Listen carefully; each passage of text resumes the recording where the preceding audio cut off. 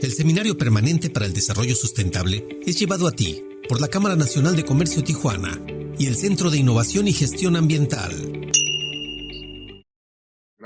Gracias por estar con nosotros en el Seminario Permanente para el Desarrollo Sustentable, un miércoles más para hablar de sustentabilidad.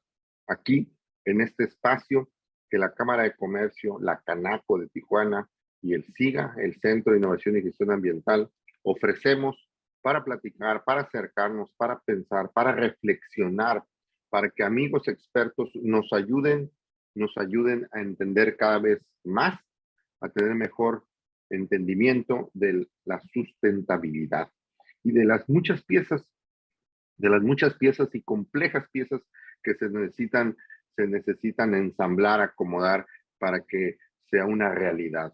Y aquí, desde la frontera México-Tijuana, México-Estados Unidos, de California, Baja California, aquí donde hemos aprendido las comunidades, la misma comunidad, a compartir un solo ecosistema. Seguro, en ocasiones hasta doloroso puede ser este aprendizaje, pero aquí compartimos cuencas aéreas, cuencas hidrológicas, la flora y fauna es la misma provincia florística de las Californias. Desde aquí, hoy queremos acercarnos, que nos ayuden a acercarnos a un tema que sin duda tiene que ver con la sustentabilidad, el agua. El agua que en Baja California significa un tesoro, significa un recurso muy, muy apreciable. Seguro en muchas partes del país y del mundo. Seguro el agua, dicen algunos de nuestros expertos y políticos nacionales, será en el futuro cercano motivo de conflictos. Sí, ya existen, más o menos disfrazados, pero seguro a los de Ciudad Obregón no les queda muy a gusto un acueducto hacia Hermosillo, o los de Querétaro no quisieran dejar pasar el agua para Guanajuato, Tamaulipas, con Nuevo León. Vamos, lo que sí es seguro que nuestros amigos de Mexicali nunca nos han regateado el agua para la costa del Pacífico de Baja California. Bueno, esperamos que sigan así. Sin embargo, sí ha habido problemas con el agua, hay problemas con el agua. Ya sucedió en el Valle Mexicali una planta cervecera que no se pudo instalar ahí por diferentes matices, digamos, pero el tema fue agua. Y eso que podría ser convertir el agua en cerveza, casi podría ser tan virtuoso como convertir el agua en vino. Y también, desde luego, Valle Guadalupe es un caso de un acuífero que está estresado desde hace mucho tiempo, y es amenazante el desarrollo explosivo que sucede ahí. Pero bueno, para platicar y espero que con propiedad, porque es una gente que ha tenido mucho tiempo en los temas ambientales y en el agua también, vamos a invitar hoy, nuestro expositor es Carlos de la Parra. Carlos de la Parra trabajó muchos años en el Colegio de la Frontera Norte, en los temas ambientales. También arrancó un proyecto que hoy es insignia para algunos temas en el COLEF, el Ecoparque, hace ya algunos años. Y luego se ha involucrado con el tema de agua. Hoy desde el Centro Luquen para cosas de agua y medio ambiente, nos viene a platicar y ayudarnos a tener una visión, creo, estratégica del manejo del agua en esta región. No diría que solo en Baja California, diría que en esta región de las Californias. Y con eso, sin más, le doy, tengo mucho gusto, agradecido estoy de darle la palabra a Carlos de la Parra. Adelante, Carlos, el micrófono es tuyo. Gracias, José Carmelo. Gracias por la invitación. Creí que nunca me ibas a invitar.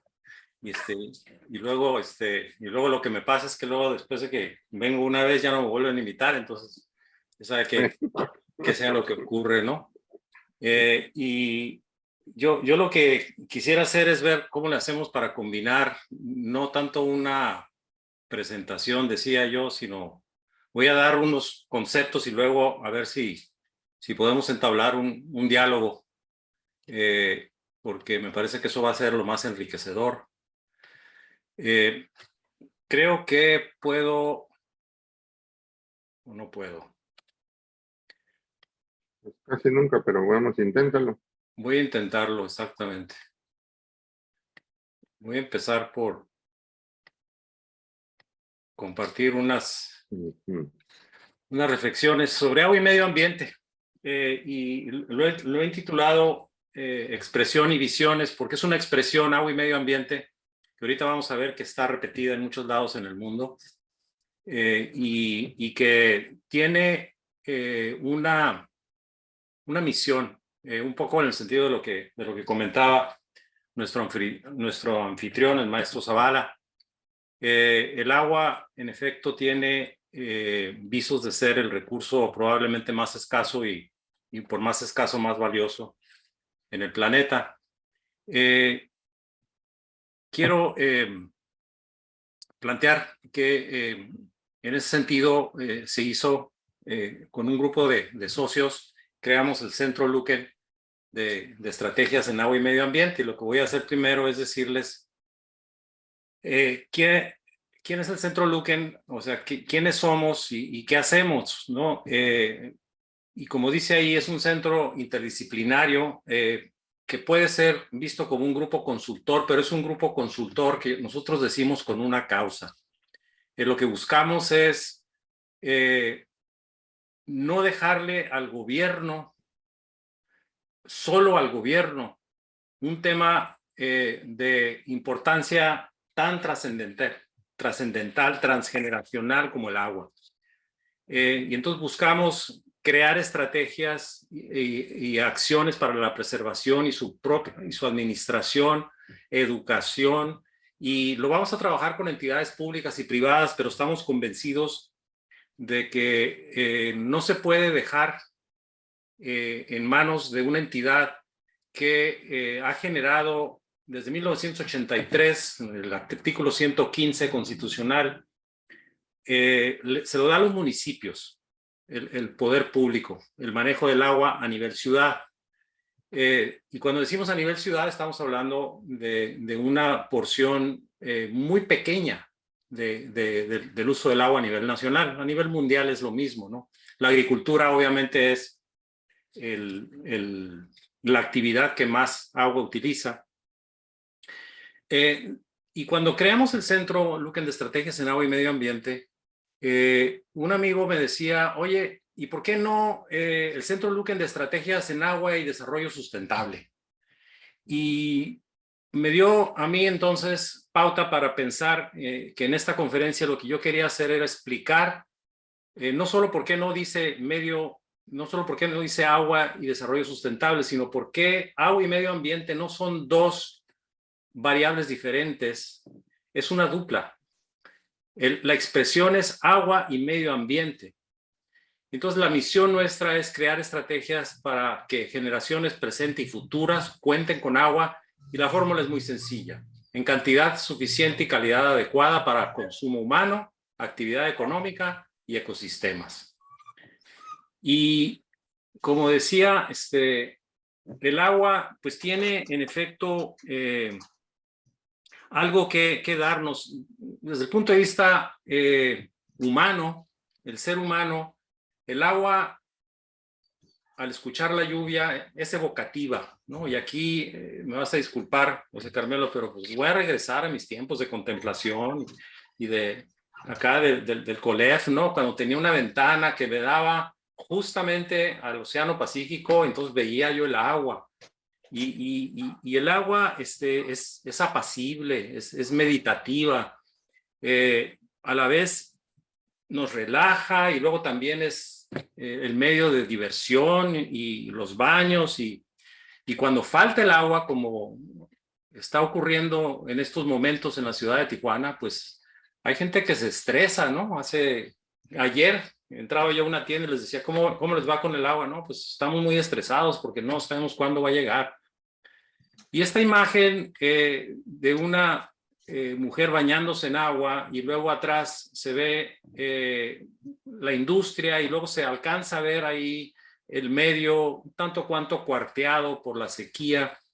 Este es el póster de una conferencia de hace 25 años, cuando lo estaba ahorita rescatando, no lo podía creer que hubiera sido tanto tiempo, ¿no? En 1998 fue en el Colegio de Michoacán y como ven, el tema era agua, medio ambiente y desarrollo en México, ¿no? Y en efecto, no fue la primera, pero fue de las primeras ocasiones en las que compartía yo mesas con antropólogos, con psicólogos, y estábamos hablando del agua, y viniendo de mi educación básica como ingeniero, pues era ya realmente como para llamar la atención. En Estados Unidos también es una dupla. Water and Environment Federation es, y justo estaba yo recordando la primera de los ciclos de conferencia que tuvieron aquí, era sobre economía circular. Y entonces se habla ahora de la economía circular en el agua, ¿no? Y va a ser la cumbre Nashville, julio 18 y 20, el Water and Environment Federation. Y entonces empieza uno a imaginarse qué es esta dupla de Water and Environment o agua y medio ambiente, ¿no? Y lo voy a tratar de definir de una manera así como muy informal, ¿no? Simplemente con una cerveza en la mano, ¿qué dices? Pues mira, se me figura que es así como una impugnación a un paradigma viejo. El paradigma que nos tiene ubicados en donde estamos ahora, en donde tenemos un planeta que se está sobrecalentando, en donde en el oeste de Estados Unidos y noroeste de México empezamos a ver que el cambio climático diseca cuencas y no existe realmente una fórmula en la economía, no digo en la ciencia, en la economía que pueda resolver este asunto de una manera integral, ¿no? Y si vemos otro en el medio de la ciencia, ¿no? El Journal de Agua y Medio Ambiente, Water and Environment Journal. Aquí yo he querido resaltar 6 temas, y vean ustedes que son pues casi una docena de temas, y creo que hay más en el website, en donde los utilizamos como una manera de empezar a hablar de agua en una forma un poco más moderna, empezando por el reuso del agua, que decimos que nos hace falta tanto, y luego el manejo del agua en una economía circular. Luego hay estrategias de manejo integrado de agua, ¿no? Y si aquí tenemos ahorita 30 o 40 participantes y preguntamos, descríbeme qué quiere decir estrategias de manejo integrado del agua, vamos a obtener más o menos una cantidad similar de respuestas. Luego está el famoso nexo de agua, alimento, energía, ¿no? Que también está puesto en el journal como uno de los temas para discutirse, en donde incluso se habla de cambio climático, ¿no? Y luego está el agua para la conservación y medición y evaluación de los servicios ecosistémicos, que también ha sido un tema bastante estudiado, poco aplicado. No es que no se haya aplicado, pero es poco aplicado.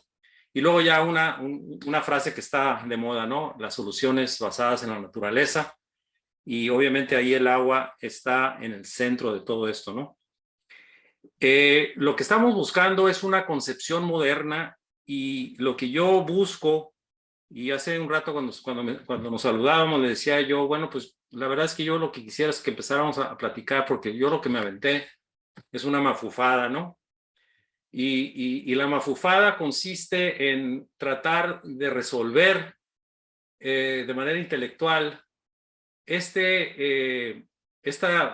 dicotomía entre explotación y sustentabilidad en el manejo del agua.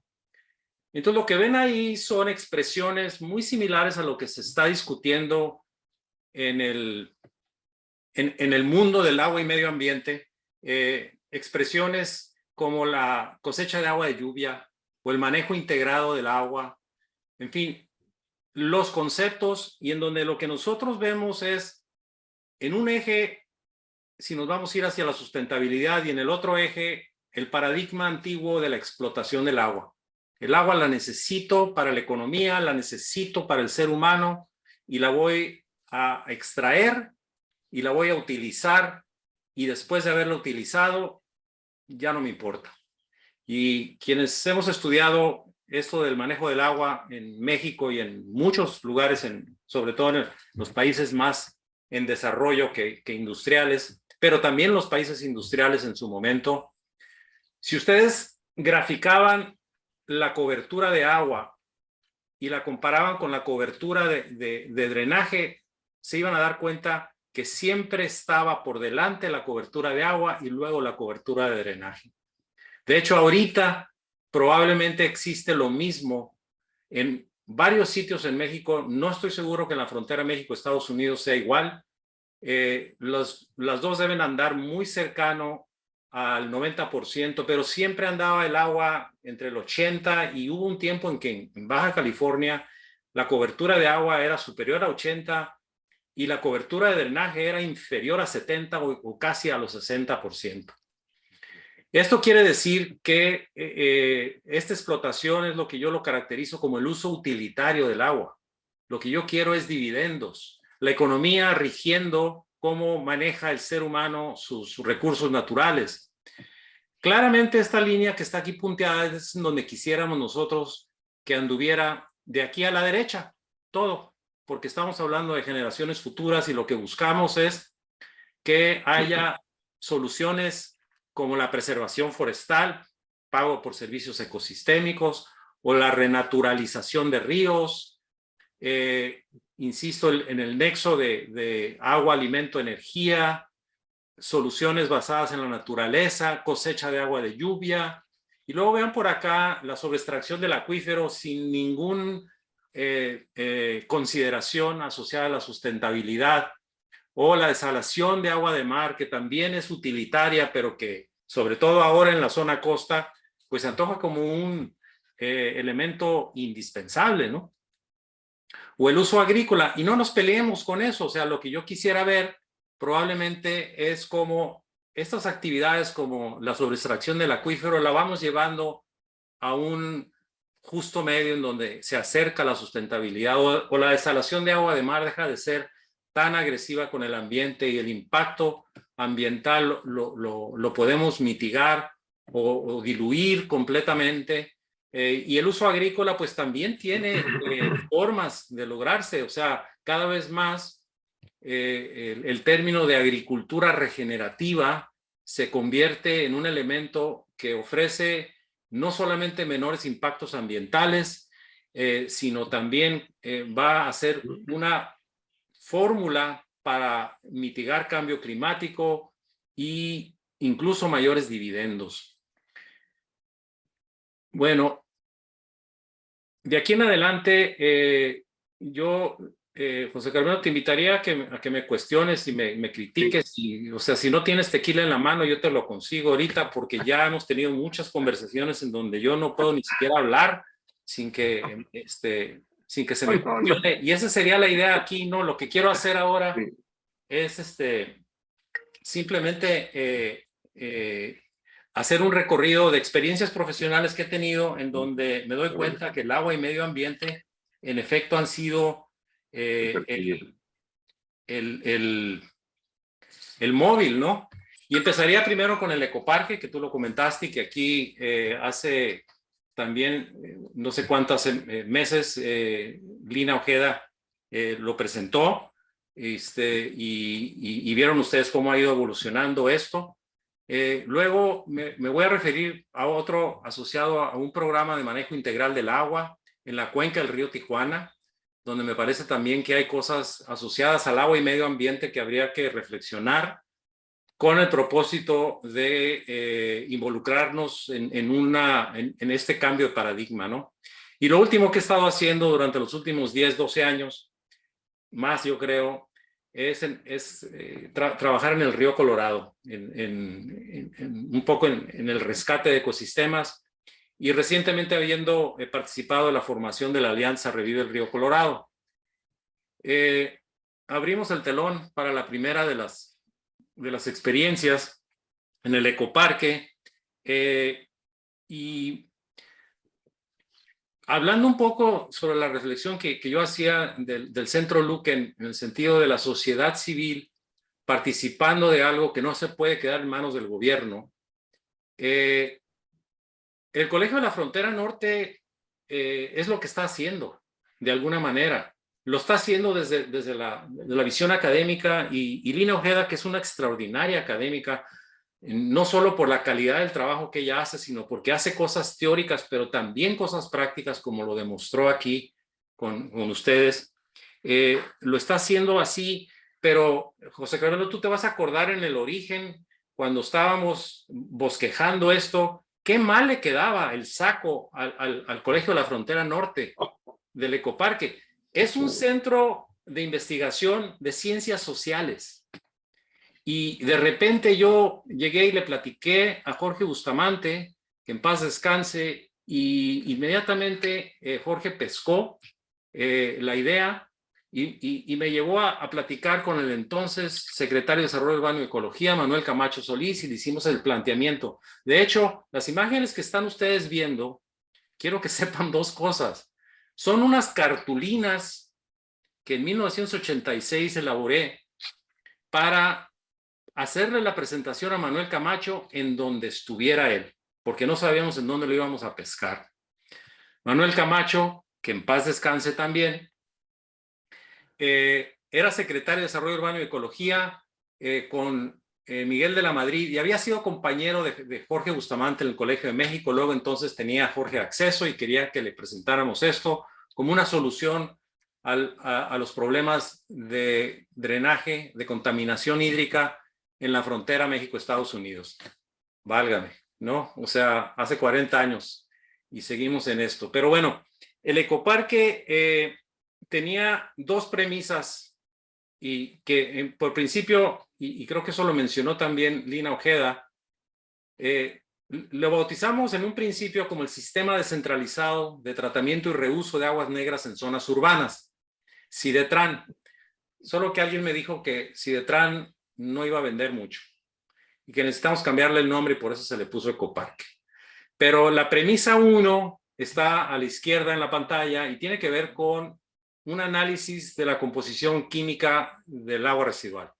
Si 99.7% es agua y el otro 0.3% es esto, que son proteínas, carbohidratos, grasas, y ahí viene la materia inorgánica, pues 99.7% decía la lógica, es un recurso, no es un problema. Se comporta como problema porque lo tratas como problema.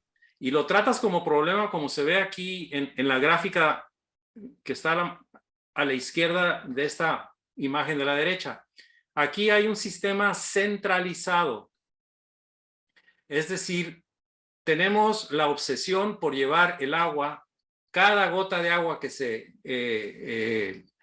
descarga de industria, comercio o residencias, toda llevarla a un punto central, alejado de la ciudad, en donde le vamos a dar un tratamiento y luego la vamos a tirar. Y esa visión, sobre todo en los años 80, ahorita es menos, es cómo se caracteriza el trato de un problema. Lo voy a alejar para que nadie lo vea, nadie lo toque, nadie lo huela, y no está siendo tratado como un recurso. Del lado derecho de esa misma gráfica, lo que ustedes ven es la misma cuadrícula digamos, de asentamiento humano. Eso es lo que pretende representar esto, y sitios de tratamiento y reuso en las inmediaciones. El SIDETRAN, luego Ecoparque, buscaba hacer varias cosas, y ahora Lina Ojeda lo ha llamado el Laboratorio de Resiliencia Urbana. Nacido como SIDETRAN, y en las dos premisas se buscaba, fíjense también, la descentralización de los servicios públicos. Si podemos descentralizar la captura del agua y luego regarla inmediatamente, me voy a evitar un problema muy grande, y es el problema que tiene San Antonio de los Buenos. San Antonio de los Buenos concentra más de 1 metro cúbico por segundo, y cuando ya tienes 1 metro cúbico por segundo en un solo sitio, ¿cómo le haces para reutilizarlo? Bueno, el gobierno de Baja California tiene 15 años pensando cómo hacerle, porque tiene que rebombearlo. El problema no es que tenga que rebombearlo ahorita, el problema es que se dedicó a centralizarlo hace 40 años. Entonces, la descentralización es una manera de tener acceso a sitios en donde puede reutilizarse el agua. Y yo recuerdo en algún momento empezar a plantear la idea de cañones y laderas en Tijuana que puedan ser reforestados para convertirlos en cinturones verdes, pero todo es con base en el agua como un elemento central del medio ambiente. Y un exalcalde de Tijuana, Héctor Osuna, que en 1992, cuando yo dirigía todavía el Cidetran, todavía no se llamaba Ecoparque en 1992, bueno, en el 93 se le bautizó como Ecoparque. Héctor Osuna nos firmó una carta de uso del agua, porque iba a ahorrarle agua. Si me vas a ahorrar agua, Carlos, yo firmo lo que tú me digas, ¿no? Entonces aquí hay para mí la primera experiencia de cómo el agua se coloca en el centro de una estrategia medio ambiente de carácter urbano. Me voy a detener antes de abrir el siguiente telón para ver si hay comentarios o dije algo que no debía haber dicho o no quedó claro. Carlos, yo recuerdo bastante claro, creo que fue uno de nuestros primeros encuentros en este proyecto y recuerdo algunas características. Se aprovechaba la gravedad, el talud, para tener un tratamiento de biofiltros que tuviera menos partes móviles, menos mantenimiento significa. Y efectivamente, creo que a estos tantos años que dices, habría que buscar la explicación cómo no se ha reproducido el ecoparque en la difícil topografía de Tijuana, cuando hay tantos asentamientos, tantos movimientos de tierra, deslaves, ¿no? Que la revegetación pues ayudaría a que hubiera menos deslizamientos, menos problemas y que fueran amigables esos cañones que hoy son tiraderos o basureros, etcétera. Y diría, algunos se replicaron solos. En la bajada de la central de camiones, hay un escurrimiento de agua ahí en el parque industrial que está arriba y solos en esa cañada se reforesta. Vamos, el agua es tan virtuosa que nomás déjala hacer su papel, Creo que habría que decir, coincidimos en esta dupla que tú quieres asociar agua y medio ambiente. Hay sin duda, y tal vez vas a avanzar en ese tema, pero adelanto un poco, que pareciera estos diferentes usos del agua parecieran realmente pues maquillajes, ¿no? Porque de todos modos todo es antropocéntrico. Y cuando decimos que las prioridades del uso del agua es primero lo doméstico, lo urbano y después la agricultura, bueno, pues si la agricultura es también para producir alimentos, ¿no? Entonces realmente pareciera una más darle la vuelta al tema, ¿no? Sí, porque el punto es que podamos superar esto que repetidamente decimos por diferentes matices, lo transversal, integrado, sistémico, etcétera, etcétera. Eso es lo que no, en este tema como en otros, no lo hemos podido tener una visión completa que sucede así. Creo que tenemos, y me gustaría darle oportunidad a nuestro público, decir que Salvador Solís desde Colima nos está escuchando y le agradecemos siempre. También Rocío Martínez dice, para aplicar esto en infraestructura verde, desde luego. También Tomás nos está saludando, Tomás Morales nos está diciendo, María Concepción Arredondo, y bueno, te dejaría con esos comentarios. Carlos dice aquí, Honorio Flores, desde hace 40 años ya se ponía atención atención en estos problemas hídricos. Pues sí, vemos la huella del tiempo, lo ha dejado en Carlos de la Parra todos estos años, donde yo creo que también, y déjeme hacerlo con un poco de ironía, su profesión inicial es ingeniero civil, y los ingenieros civiles pues tienen una carga profesional para corregir todos los desmanes que han hecho. Y por eso, bueno, este ingeniero civil es un estudió karma. cosas ambientales luego, entonces hoy intenta pues compensar alguna de las culpas que lo cargan. Es un karma, pero bueno, tienes razón, es karma, es karma profesional, se llama. pero mejor sigue con tu tema, adelante. El segundo tema es más reciente y tiene que ver con algo que también está en el listado largo de temas asociados a agua y medio ambiente, ¿no? En la renaturalización de ríos. Y en el año 2015 se firmó el Acta 320 para la cuenca del río Tijuana. Es un acta marco para la gobernanza. Se creó un grupo base binacional, por lo menos en nombre, y luego a mí me tocó trabajar con la Comisión Internacional de Límites y Aguas para darle forma, construir un grupo base binacional que realmente fuese la gobernanza de la cuenca, y por eso es que empezamos a hablar de un programa de manejo integral del agua, primeramente con fondeo de la Fundación Gonzalo Río Arronte, y recientemente ya lo ha retomado la SILA, pero para mí fue un abrir de ojos porque como tijuanenses, yo creo que muchos de nosotros nos hemos sentido un tanto cuanto avergonzados en algún momento de este fenómeno que tiene poquito, como 45 años más o menos ocurriendo, ¿no? Digo, en la era geológica, pues 45 años no es nada. El estarle tirando drenaje a la ciudad de Imperial Beach y contaminar sus playas y amenazar con cerrar la frontera y luego no firmar el TEMEC y luego otra vez un irritante binacional. O sea, ¿qué es lo que pasa, no? Y lo que pasa es, desde la perspectiva de esto de agua y medio ambiente, que nosotros hemos cometido muchos errores como especie y los estamos pagando todos, y llega el momento en que uno dice, bueno, antes yo pensaba que todo ya estaba resuelto y ahora me doy cuenta que nada está resuelto, ¿no? Que lo que está pasando es que apenas estamos aprendiendo. ¿Cómo carambas hicimos nosotros para merecer el río que ven ustedes en la foto de abajo de la derecha? Ese es el río Tijuana.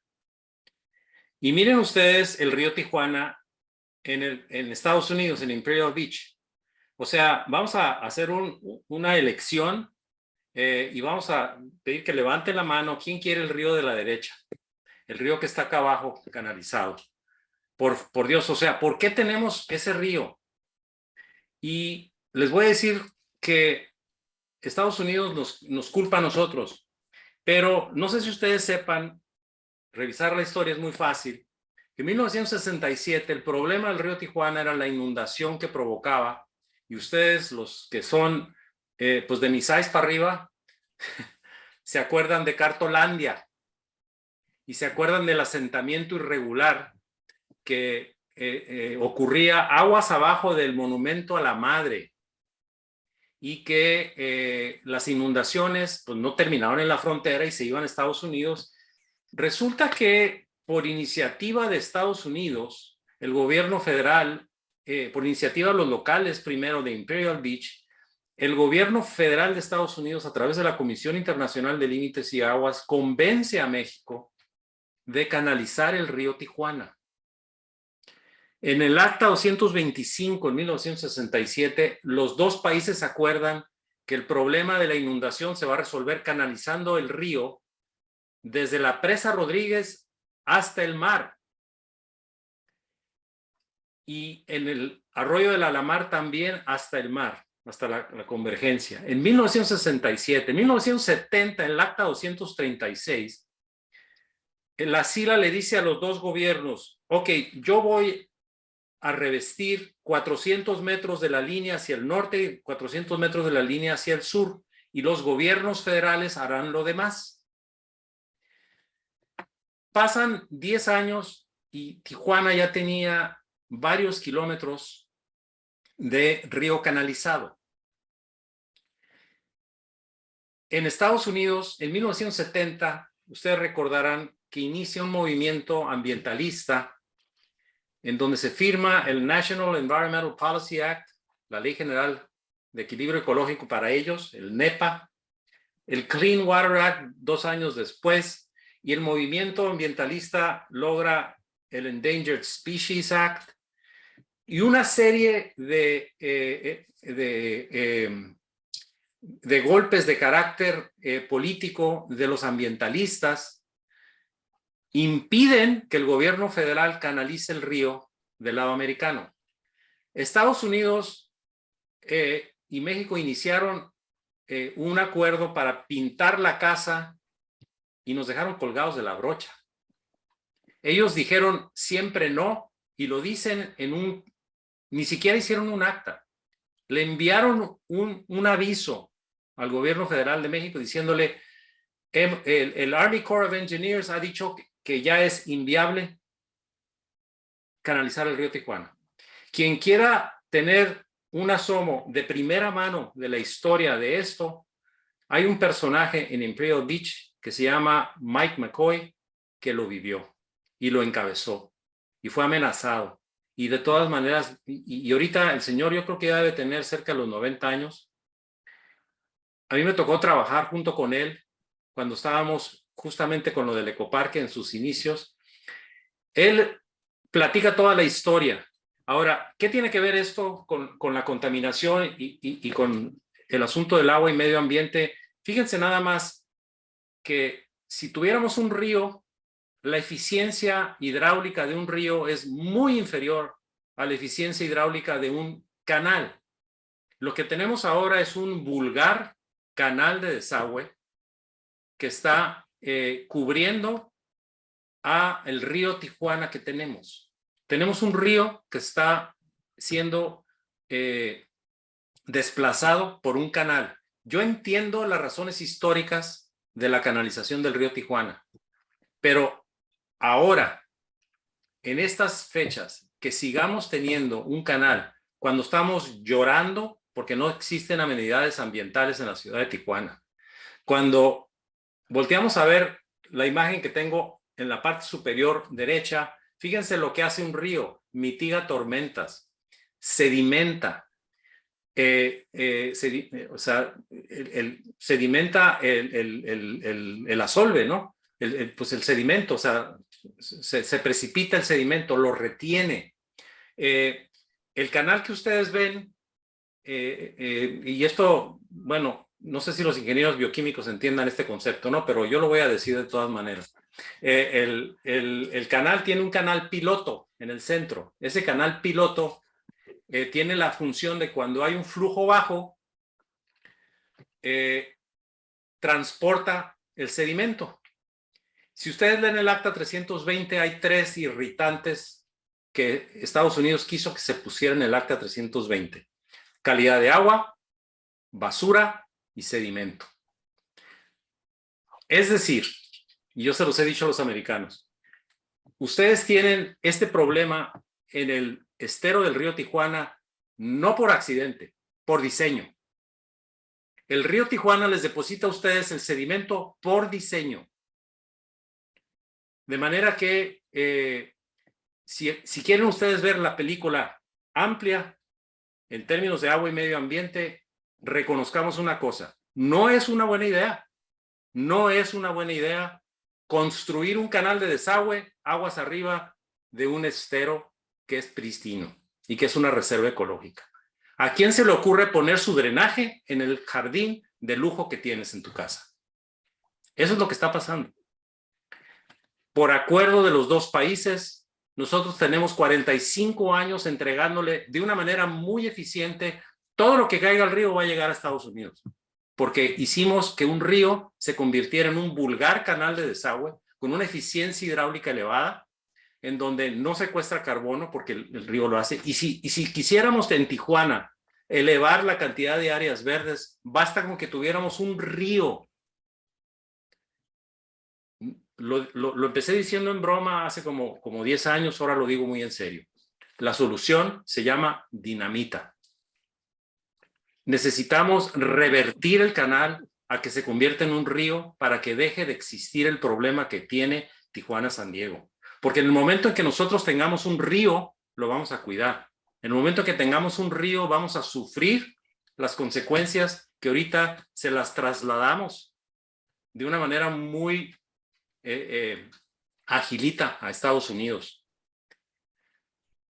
Bueno, ahora sí, ya me fui hasta la pared de enfrente, entonces sí me tengo que detener y recibir todo lo Te pasaste, Carlos. ¿Verdad? Te pasaste. Ya sé, sí, ya pero, sé. Déjame decir que no sé si ¿por qué en la tercera etapa no hay canal piloto? En este canal. Porque no había dinero.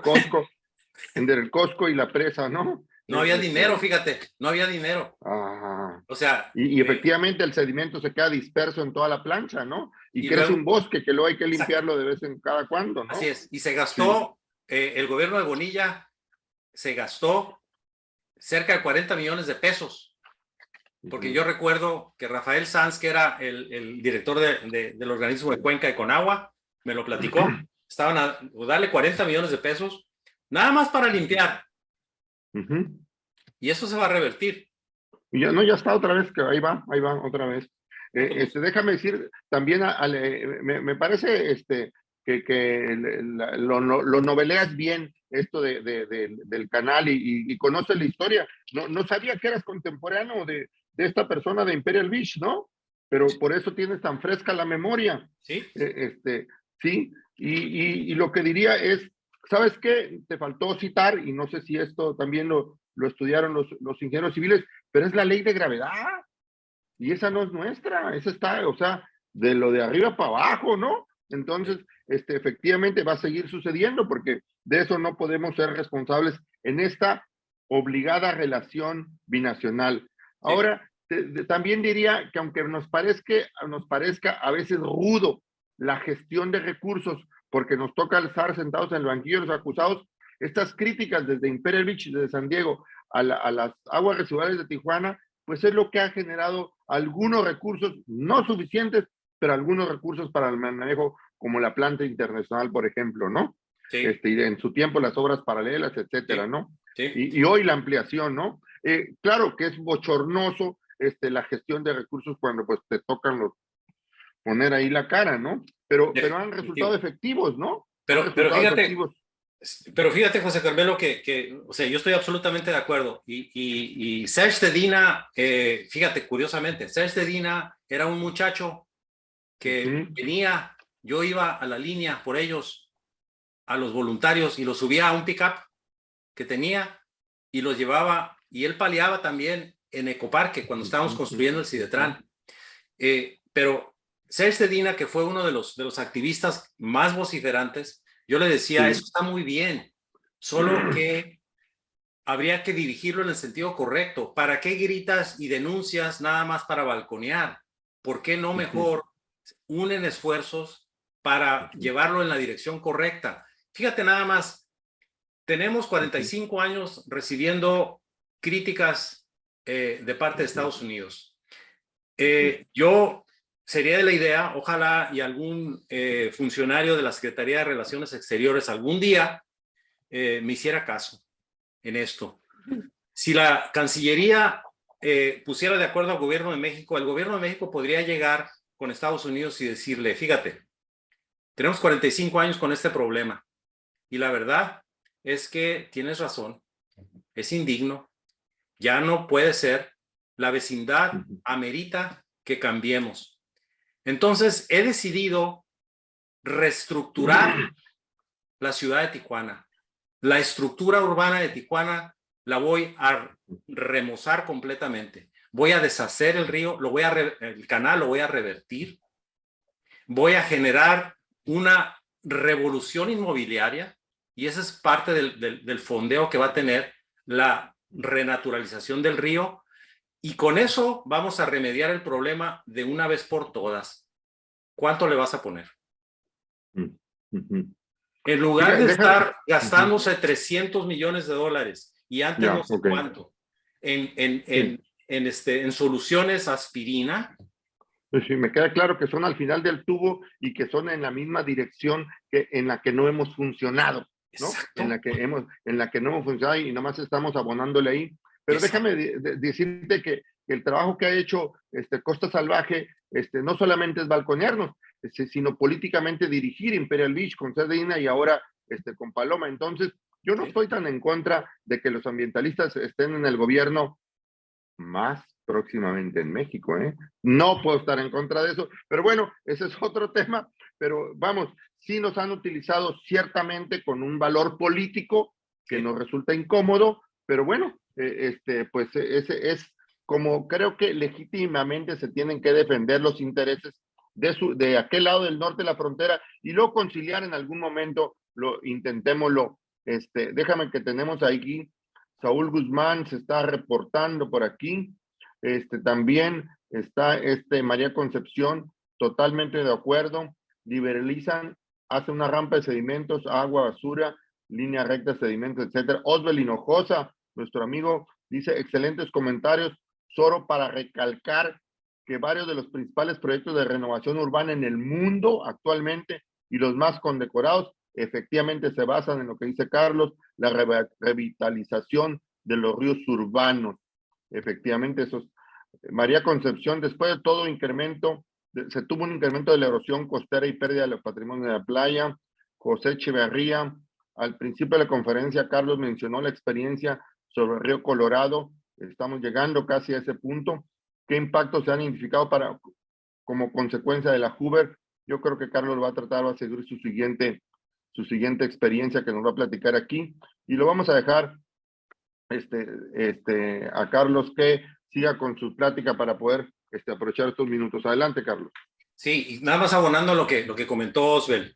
¿Quieren ver un ejemplo muy próximo? Vayan a Los Ángeles. Los Ángeles. La renaturalización del río Los Ángeles son 51 millas, no 18 kilómetros que tenemos nosotros, 51 millas. Y lo que dice la gente de Los Ángeles es que es la única forma de tener verdor para una ciudad como Tijuana que se está verticalizando de una manera vertiginosa. Hijo, eso es el caldo de cultivo para problemas sociales, al menos que exista el contrapeso de algo así, ¿eh? Bueno, vamos a abrir la cortina para lo último de las experiencias. En la Alianza Revive el Río Colorado.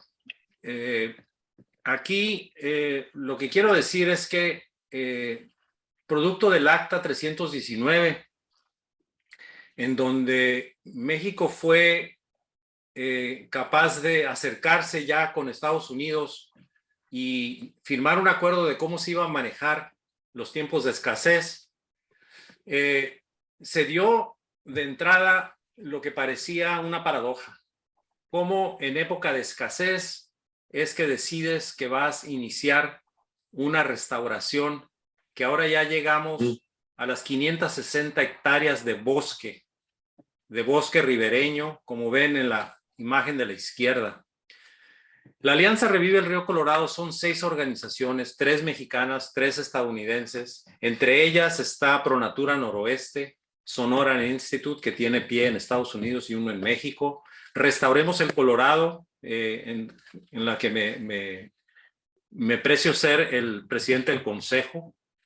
Está National Audubon Society, the Redford Center, the Nature Conservancy, y ha sido una alianza que ha logrado trabajar de la mano de ambos gobiernos.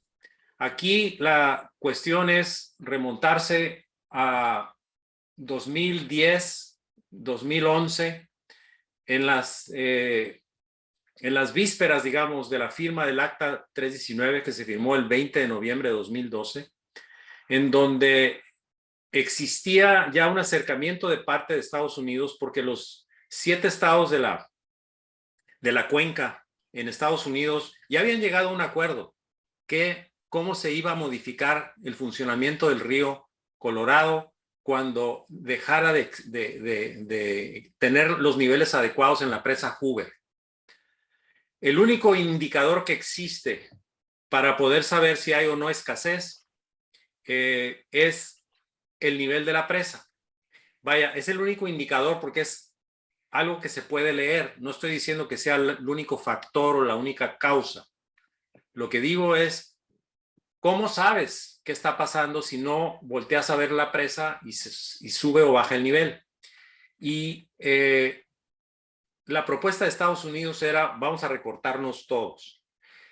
El Tratado de 1944, que es el marco general de los acuerdos agua entre México y Estados Unidos, dice que Estados Unidos está obligado a entregar 1.850.2 millones de metros cúbicos año con año. En el río Bravo, México entrega en promedio 432 millones de metros cúbicos. Luego entonces es poco menos de una cuarta parte de lo que nos entrega en el río Colorado. Pero ¿qué pasa si empieza a escasear y se tiene que entrar en una etapa preventiva de reducción de consumos para efecto de poder seguir utilizando el agua y que no desplome el sistema hídrico del río Colorado? En ese contexto, la Alianza Revive el Río Colorado, que tiene una expresión en Estados Unidos, se llama Raise the River, inició el trabajo y lo que ocurrió fue que organizaciones ambientalistas empezaron a hacer en el Valle de Mexicali lo mismo que se ha hecho en muchos ríos. Se busca adquirir derechos de agua para utilizarlos para la restauración ambiental. La razón por la cual ocurre eso es porque estamos metidos en una especie de esa banda transportadora que no para.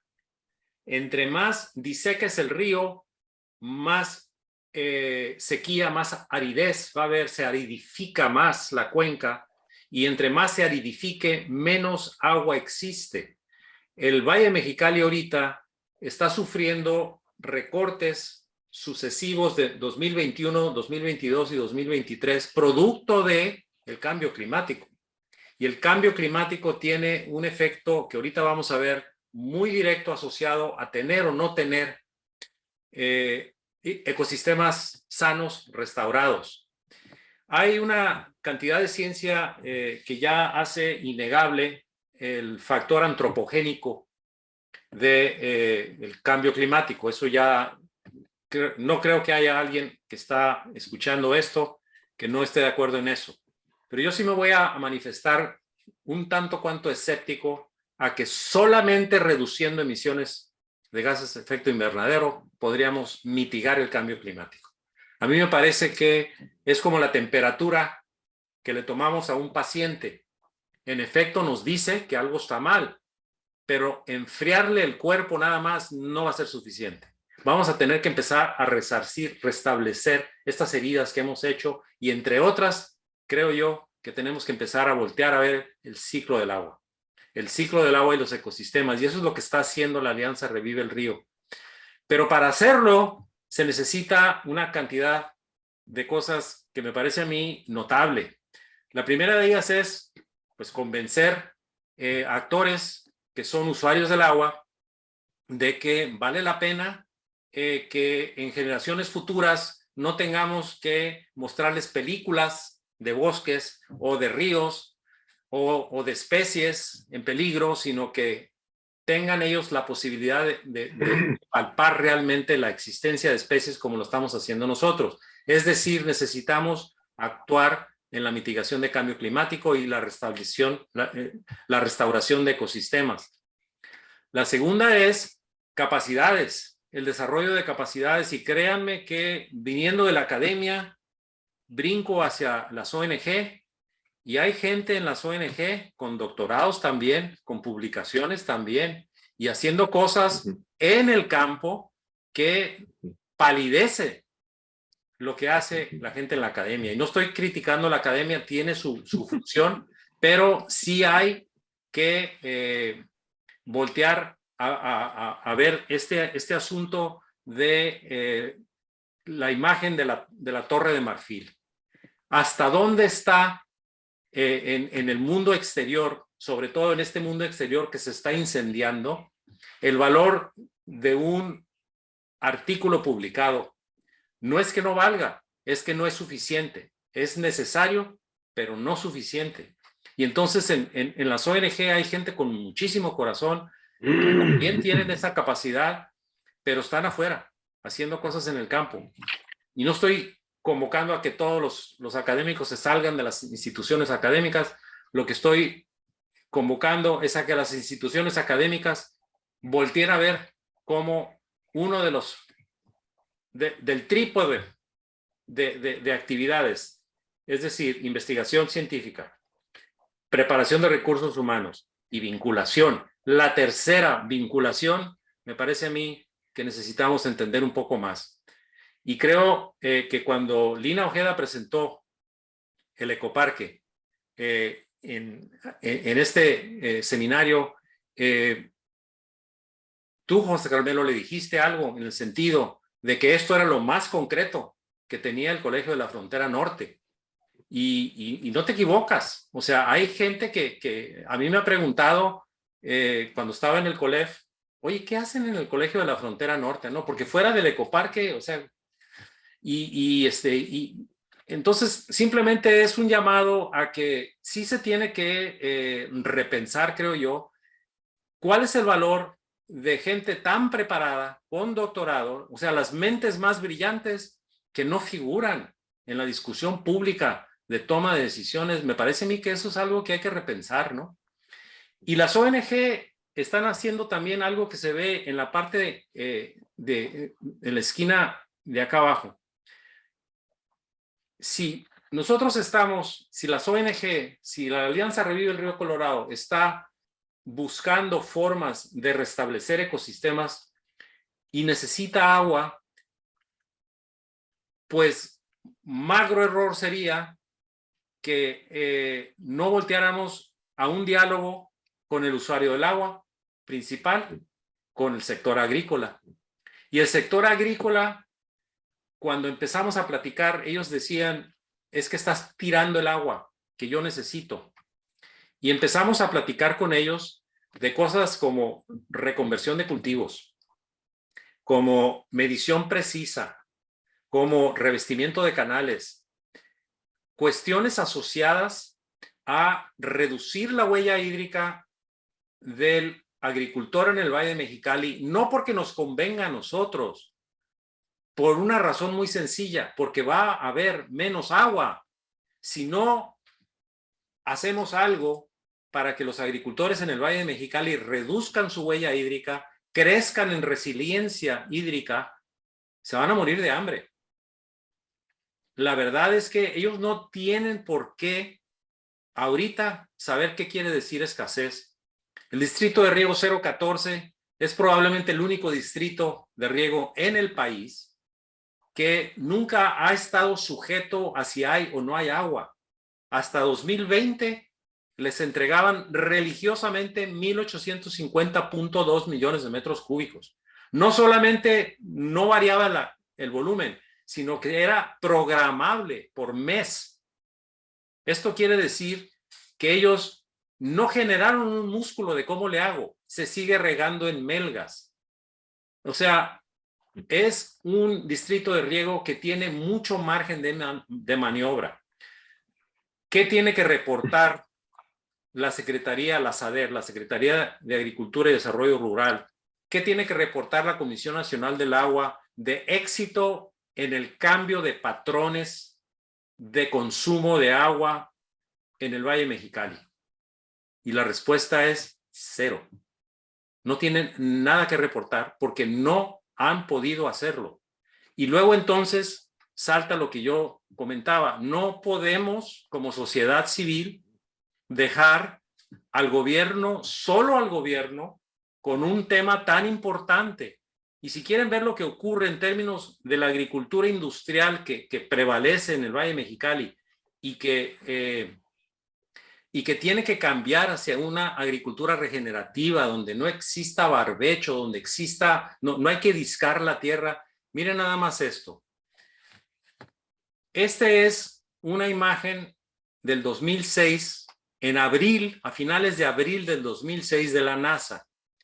Lo que ustedes ven en rojo, y aquí abajo se ve la gráfica de la concentración de partículas de CO2.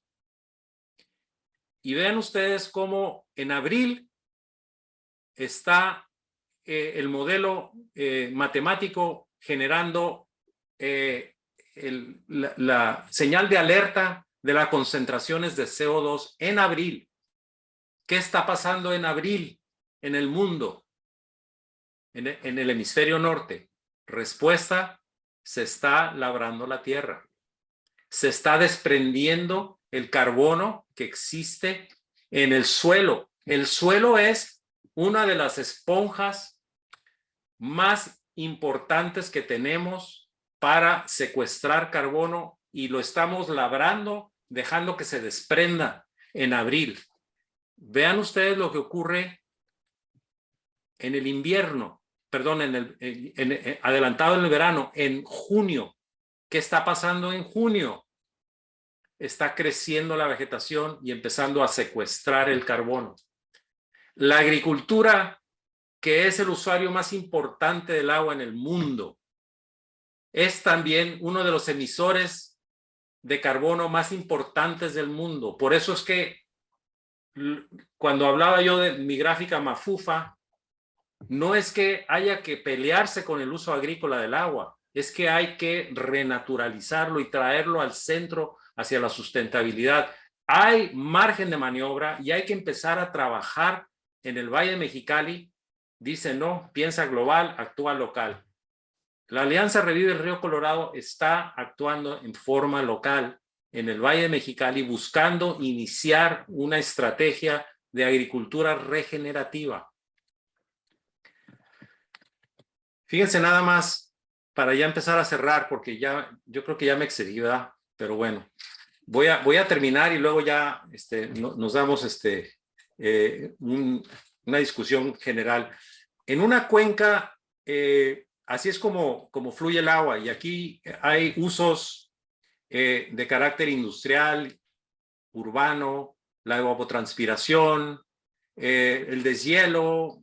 Esta es una gráfica del USGS que me gusta mucho porque es muy detallada, incluso la recarga de acuíferos y cómo de los acuíferos vuelve a brotar hacia los ríos, el agua subterránea. No sé si alcanzan a ver pequeña gráfica de cómo fluye el agua, pero ahorita les voy a poner otro gráfico que describe esto para que veamos cómo el manejo de los ecosistemas y el manejo del agua es un ingrediente indispensable si vamos a hablar de cambio climático. O sea, el cuento es que en el ciclo del agua, la evaporación en efecto genera condensación y luego la precipitación.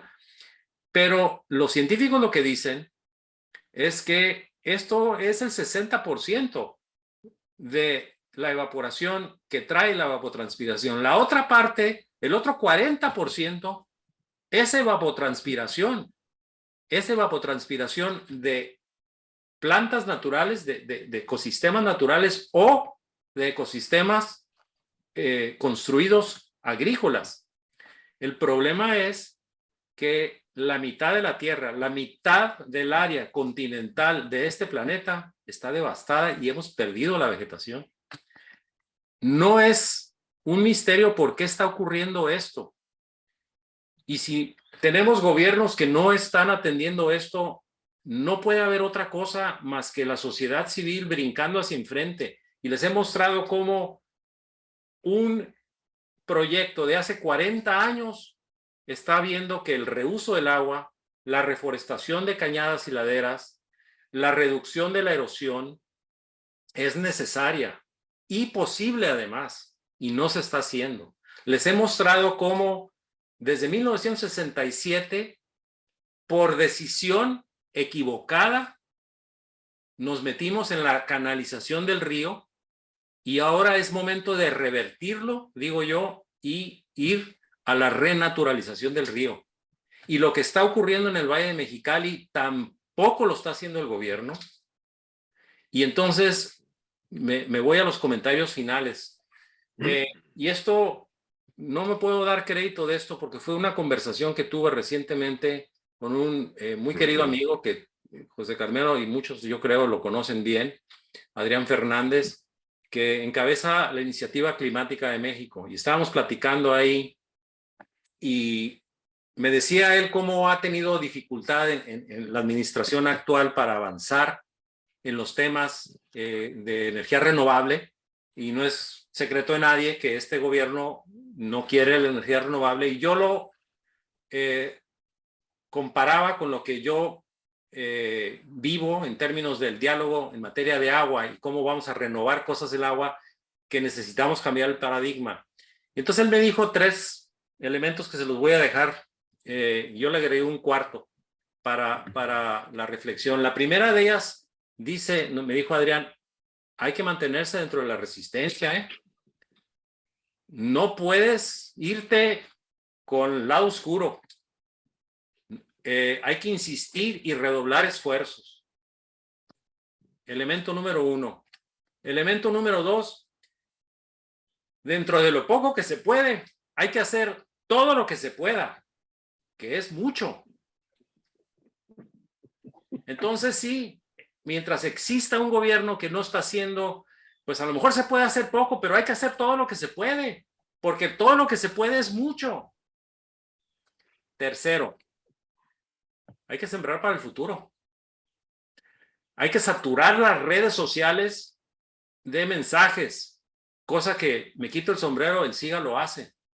Y hay muchos que lo hacen y hay que seguirlo haciendo, y hay que atosigar a tomadores de decisión. Tiene que empezar un diluvio de mensajes de tal suerte que no exista candidato que no esté obligado a sentarse con la sociedad civil y hablar de esto. Esto es muy serio, es transgeneracional, no es mi opinión, es muy serio. Y el cuarto punto,